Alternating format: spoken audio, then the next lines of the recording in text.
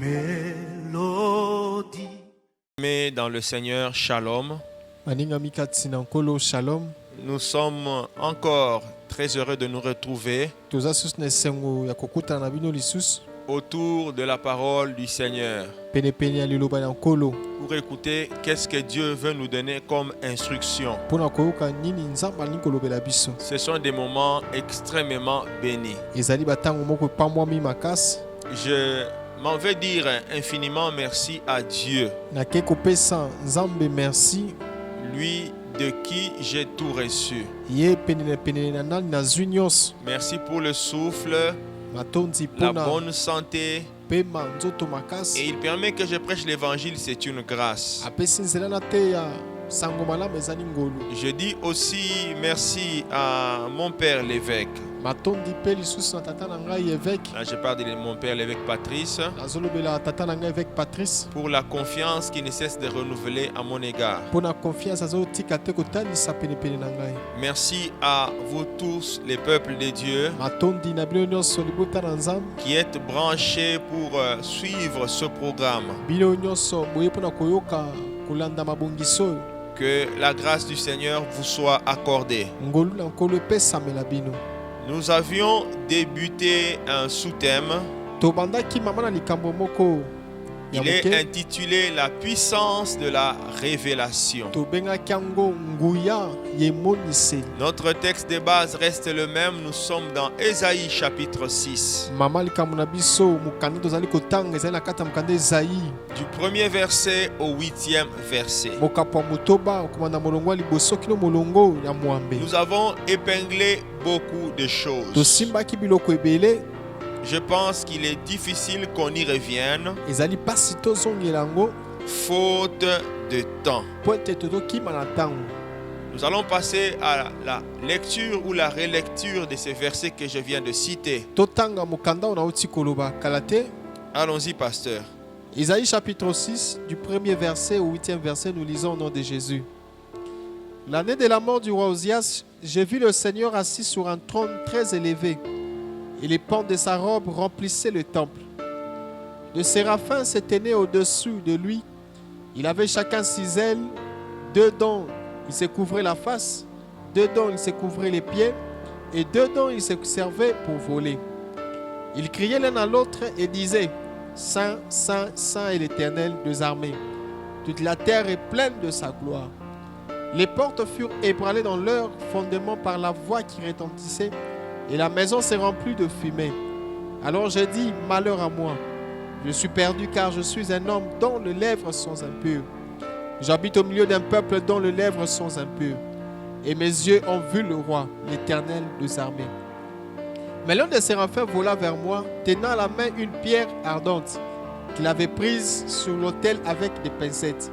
Il en toucha ma bouche et dit: ceci a touché tes lèvres, ton iniquité est enlevée et ton péché expié.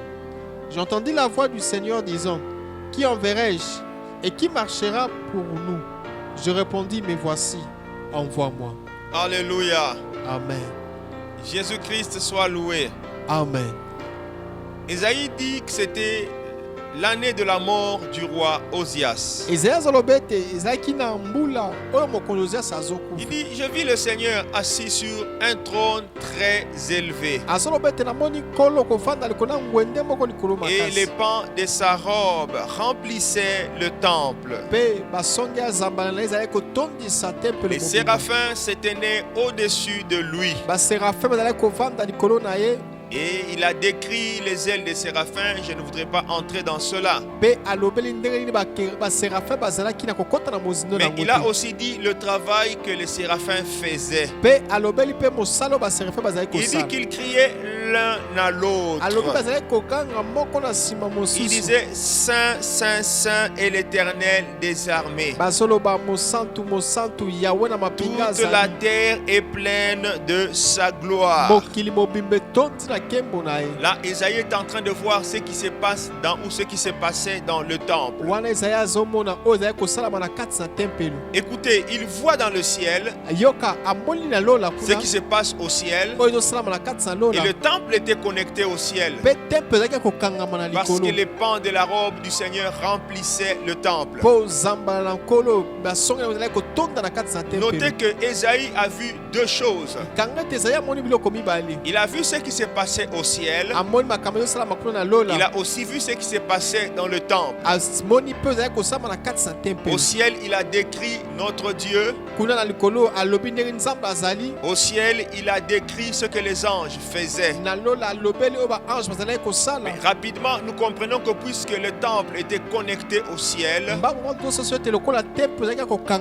le service qui se faisait dans le monde des esprits, je vais dire au ciel, ce service a produit des effets dans le temple.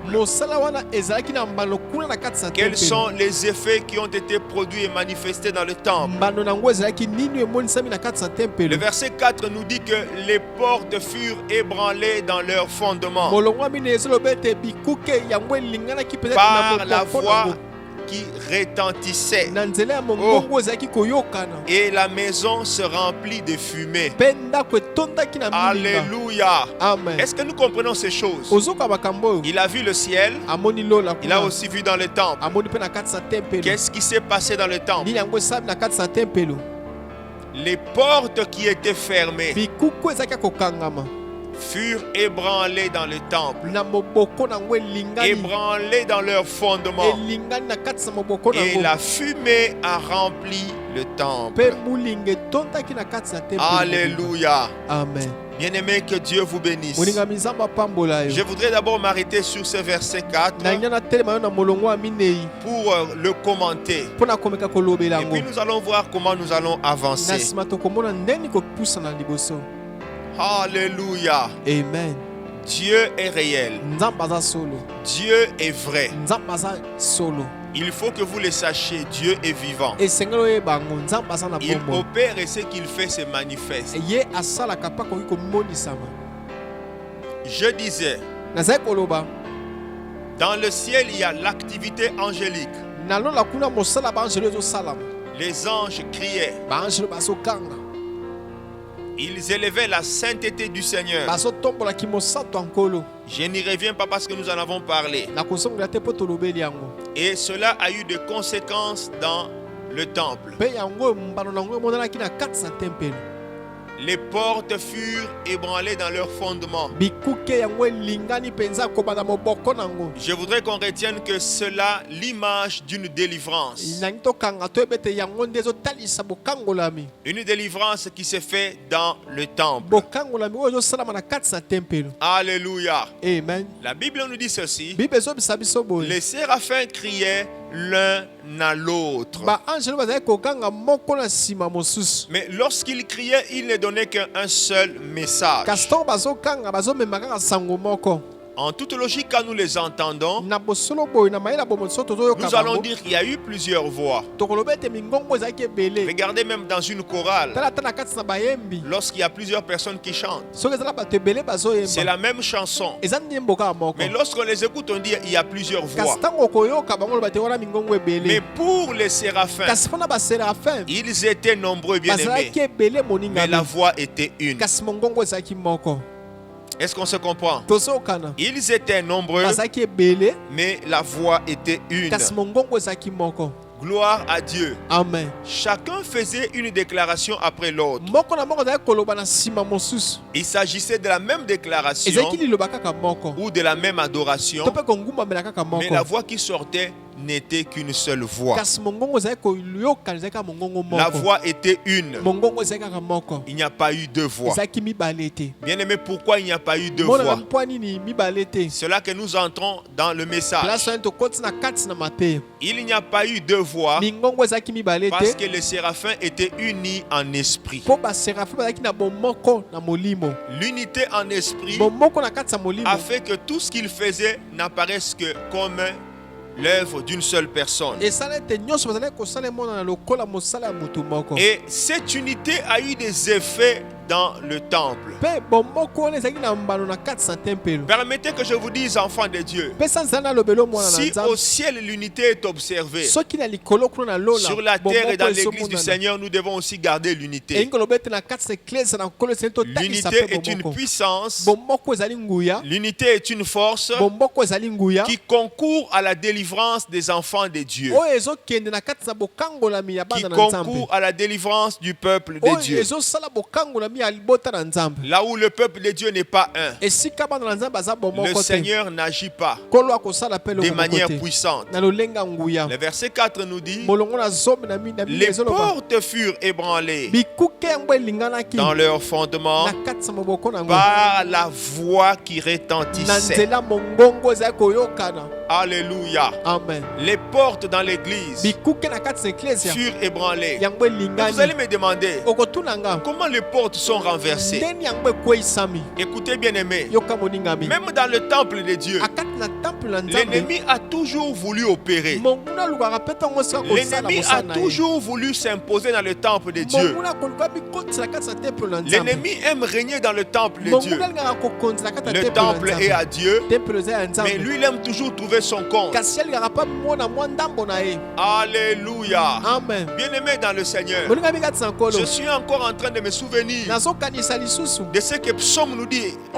Les fils d'Asaph nous disent ceci: nous ne voyons plus nos signes. Nous ne voyons plus nos signes. Alléluia. Amen. C'était dans le temple. Ils ont enlevé ce qui était de Dieu dans le temple. Et les fils d'Asaph ont dit: nous ne voyons plus nos signes, parce que l'ennemi avait agi. Alléluia. Bien-aimé, lorsque l'ennemi entre dans le temple qui peut aussi être la vie des enfants de Dieu, lorsque l'ennemi a une occasion pour entrer et il agit et il travaille toujours mal, Jésus-Christ nous a présenté sa nature. Il l'appelle voleur, il l'appelle celui qui égorge, donc celui qui détruit. Alléluia. Amen. Dans le temple, il y avait des portes. Les portes qui étaient fermées. Les portes qui avaient un fondement. Et ce fondement, Dieu ne les avait pas posés. Il existait ces temples. Il existait des défis. Je parle des portes qui étaient fermées. Des défis pour le temple. Les portes étaient fermées au point que la fumée, qui est l'image et la gloire de Dieu, la fumée ne pouvait pas remplir le temple, parce que quelque part il y avait des portes qui bloquaient la fumée. Est-ce qu'on se comprend? Cela est aussi l'image des enfants de Dieu, l'image de beaucoup d'enfants de Dieu qui ont le Seigneur, mais qui ont des portes fermées quelque part, parce que l'ennemi avait sémé, parce que l'ennemi avait construit. Alors comme l'ennemi avait construit, Dieu ne vient pas bâtir sur l'œuvre de l'ennemi. Dieu n'est pas un profiteur, jamais un associé du malin. Alléluia. Amen. C'était dans le temple. Il y a eu des fondements, des fondations qui n'étaient pas de Dieu. Qu'est-ce qui s'est passé? Lorsqu'il y a eu une forte adoration, la sainteté du Seigneur élevée, cela a eu des effets. Cela a eu des effets, bien-aimés dans le Seigneur, dans l'église. Je voudrais passer, j'ai à dire, mais laisse-moi insister sur une chose, que la délivrance a une portée spirituelle. Si dans le monde des esprits, je vais parler dans le monde spirituel, vous n'arrivez pas à faire ce qu'il faut, la délivrance ne viendra pas. La délivrance matérielle est la conséquence d'un travail spirituel. Que Dieu bénisse quelqu'un.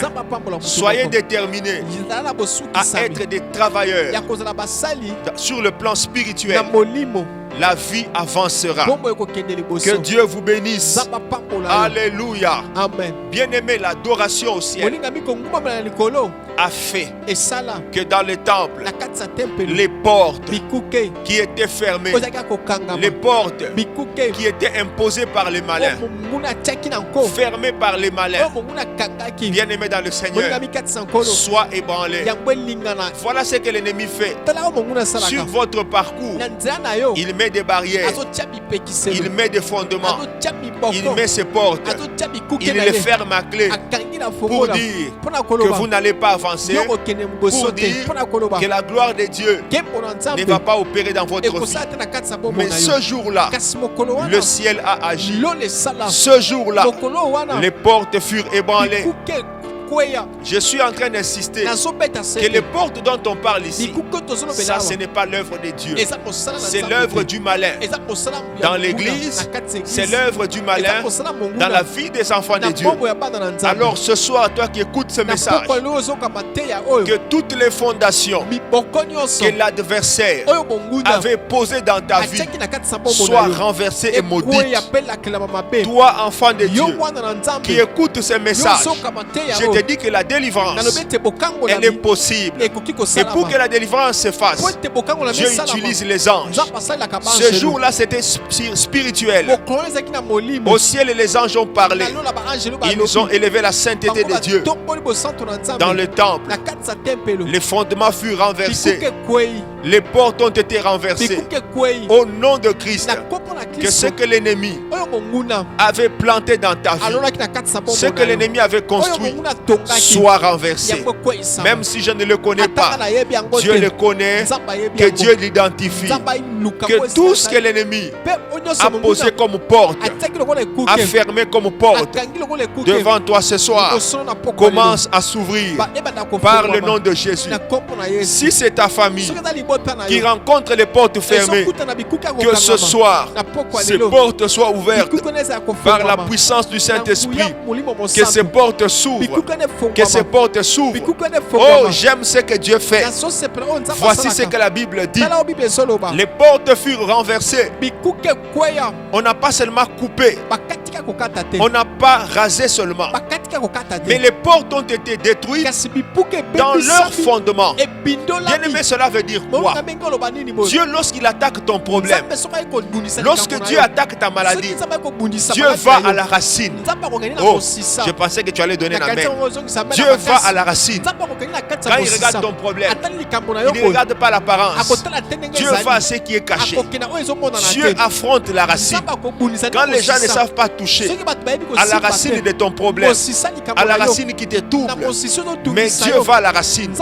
Que ce soir le Seigneur aille à la racine de ta vie, à la racine de ta vie, à la racine de ta vie, et que soit brisé, que soit renversé ce que Dieu n'a pas construit, ce que le Seigneur n'a pas construit, que cela soit maudit au nom puissant de Jésus. Est-ce que tu peux donner un amen? Peux-tu donner un amen? Bien-aimé dans le Seigneur, que cela soit maudit dans le nom de Jésus. Que ce soir, les portes du malin ne tiennent plus devant toi. Ce jour-là, les portes furent renversées. Je le dis pour quelqu'un.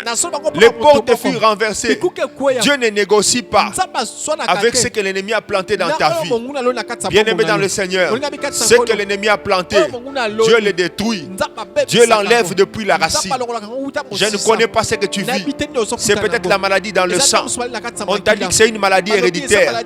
Ah, c'est ça le fondement. Le fondement, c'est la famille. Que Dieu détruise, que Christ détruise par sa puissance ce qui est dans la racine de ta vie et qui te dérangeait. Maladie héréditaire, pauvreté héréditaire, sorcellerie héréditaire, échec héréditaire. Que ce soir, cela soit maudit dans ta famille, dans ta maison.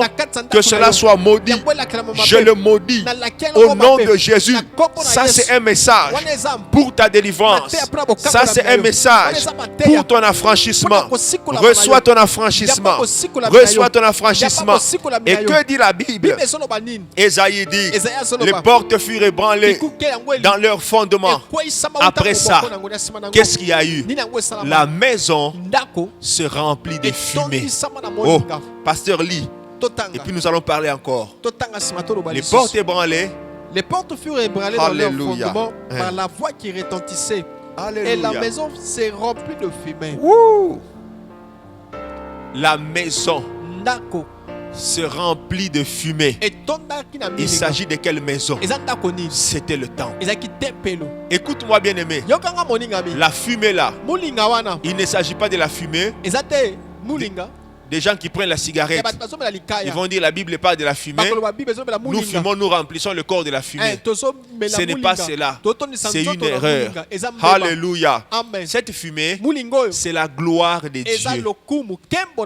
Cette fumée, c'est la gloire de Dieu. La volonté de Dieu est que sa gloire inonde ta vie et que sa gloire entre dans tous les domaines de ta vie et que sa gloire entre même dans tes affaires. La volonté de Dieu est que sa gloire entre dans tes affaires, dans tes études, dans ton ménage, dans ta santé. La gloire de Dieu. Alors que ce soir, la fumée dont parle la Bible commence à se répandre dans ta vie. Au nom de Jésus, je proclame qu'il n'y aura plus de domaine sec dans ta vie. Les domaines qui étaient autrefois non visités par le Seigneur, ce soir ils reçoivent la visitation divine. Au nom de Jésus. Au nom de Jésus. Au nom de Jésus. Sois béni, bien-aimé. Alléluia. Amen. Au départ, nous avons dit qu'est-ce qui a occasionné cette délivrance? La voix qui retentissait. Beaucoup de séraphins, mais une seule voix. Et nous avons dit que ça c'est la puissance de l'unité. Bien-aimé, dans ta famille, dans ta maison, si vous êtes un, Dieu fera beaucoup de choses. Évitez la division. Christ a enseigné, vous le savez comme moi, bien-aimé, dans sa parole, qu'un royaume divisé contre lui-même ne peut pas subsister. Là où il y a la division, il n'y a que l'échec. Bien-aimé, cherchez l'unité dans votre maison. Cherchez l'unité à l'église. Là où il n'y a pas l'unité, là où règne la division, c'est l'ennemi qui est maître. Alléluia. Amen. La prière faite dans l'unité produit beaucoup de choses. Pasteur, veuillez lire Matthieu 18. Matthieu chapitre 18. Verset 19. Verset 19, nous lisons au nom de Jésus. Merci. Je vous dis encore que si deux d'entre vous s'accordent sous la terre pour demander une chose quelconque, elle leur sera accordée par mon Père qui est dans le cieux. Si deux d'entre vous s'accordent. Très bien. Si deux d'entre vous s'accordent pour demander quelque chose à mon Père, cela leur sera donné. Alléluia. Amen. Trop de jeunes, là où il n'y a pas d'unité, ça ne produit pas. Alléluia. Amen. Le Seigneur tient à l'unité. L'unité a une force, a un secret. Efforçons-nous à chercher l'unité là où nous vivons, dans l'église, partout où nous sommes. Nous verrons Dieu opérer. La sorcellerie ne va pas opérer. Elle sera éradiquée. Je vous en prie, pasteur, lisez encore. Je donne ces versets pour que nous comprenions que l'unité est importante. Cherchez Actes chapitre 4. Actes chapitre 4. 32 et 33. Mais laissez-moi, pendant que vous cherchez, je suis en train de parler. Faites un effort. Parents, Vivez l'unité. Ça ne sert à rien de commencer. Chaque nuit à vous disputer. L'homme et la femme. Vous vous insultez. L'homme et la femme. Vous vous battez. Vous maudissez. Et puis vous venez à l'église. Seigneur, bénis notre maison. Ça n'arrivera jamais. Écoutez, bien-aimés. Vous voulez un miracle? Vous voulez que la fumée marche? Remplisse votre maison. Remplisse votre travail. Cultivez l'unité. Mariés, soyez unis. Soyez unis. Faites tout pour être toujours en accord. Quand vous vous mettrez ensemble pour prier, le Seigneur va vous bénir. Pasteur, lisez Acte 4, 32. Acte 4, 32. La multitude de ceux qui avaient cru n'était qu'un cœur et qu'une âme. Merci. La multitude de ceux qui avaient cru n'était qu'un cœur et qu'une âme. Nous sommes au temps de l'église primitive. Lorsque les gens croyaient au Seigneur, venaient à l'église, les messages qui leur étaient prêchés leur permettaient d'être un, leur permettaient d'avoir les mêmes sentiments. Et vous verrez que l'église primitive, c'est une église qui a connu une croissance rapide. Et là aussi était une église où la puissance de Dieu a été terriblement manifestée. L'un des secrets de l'église primitive, c'était l'unité. La multitude, ils étaient nombreux à croire, de ceux qui avaient cru, n'était qu'un cœur, n'était qu'une âme. Bien-aimé dans le Seigneur, tu veux la délivrance, elle est aussi cachée dans l'unité. Que le Seigneur te bénisse. Pasteur, revenez sur Acte 4. Acte chapitre 4, 32.